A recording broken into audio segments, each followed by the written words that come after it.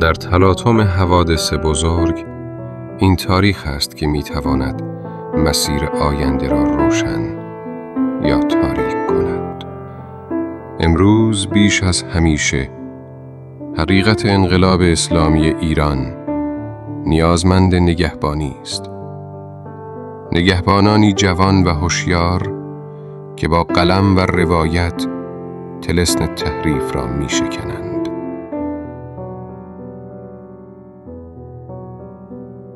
تحریف بزرگترین دشمن آینده هر ملتی است.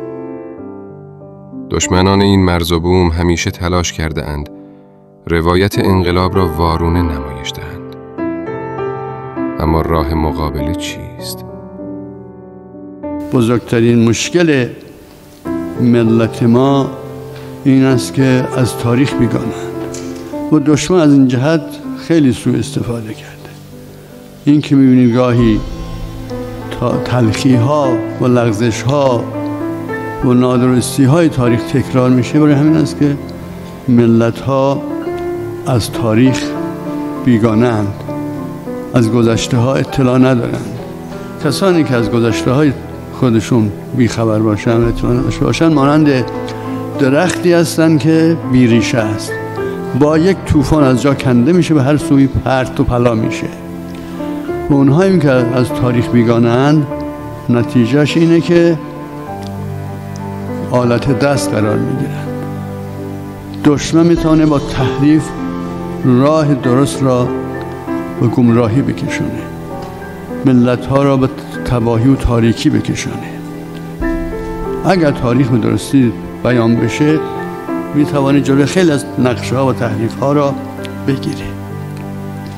قرآن میگه تاریخ منبع تفکر، درس عبرت برای اهل خرد و اندیشه و نماینگر فرجام و عاقبت بداندیشان و گمراهان و طاغوتیان است.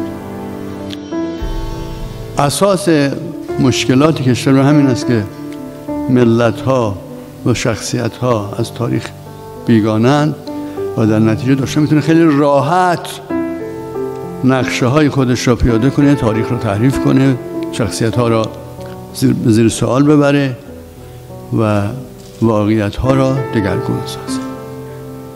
رمز موفقیت حضرت این بود که یک تاریخ شناس به تمام معنا بود. هم تاریخ را درست شناخته بود و هم از تاریخ به درستی درس گرفته. نخستین درسی که امام از تاریخ گرفته بود این بود که اون اشتباهات و لغزش هایی که گذشته ها از علما، از بزرگان، از رهبران داشتن، سعی کرد که از اون دوری گذاره.